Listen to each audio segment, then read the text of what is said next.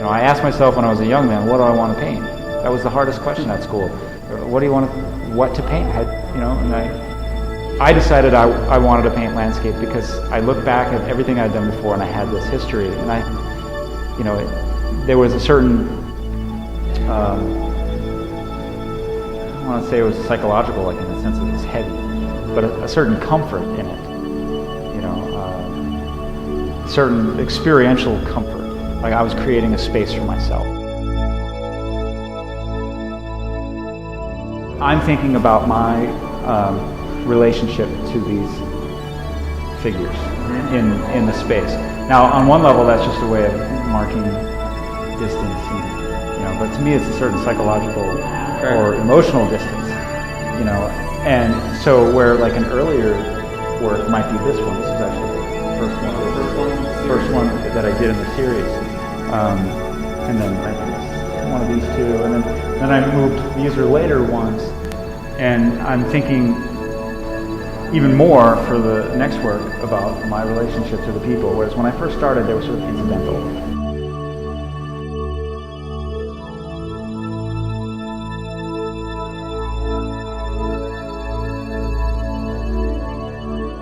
Even long before I would ever have even said, oh yeah, I'll be an artist or whatever, I was drawing the landscape, which, by the way, particularly in exclusion of the figures.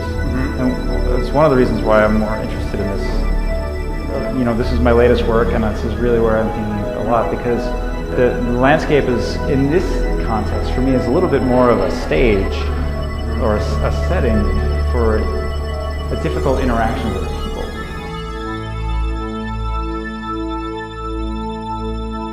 As much as a technique, I'm working as painters. You could almost forget landscape painting for a second, because we're like a subset of painters.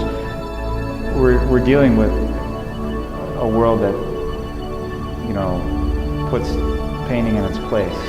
So if I'm going to now invest in this sort of classic Hudson River painting method or style, it's almost like I'm a cellist and I have to play Bach the way Bach intended, and it sort of falls a little false. What's its relationship to today? So in this painting, that's Beacon Mountain, which is across the river from this place. The Hudson Highlands. It's got some radio towers on top. They're building houses up the road, up as close to the mountain as possible, because that's the only real estate that's left there. And so on one hand, I'm not deeply invested in those notions. Like, it's not about environmentalism. It's not strictly about the Hudson River School, and so it's also something that I feel like I've just moved on from.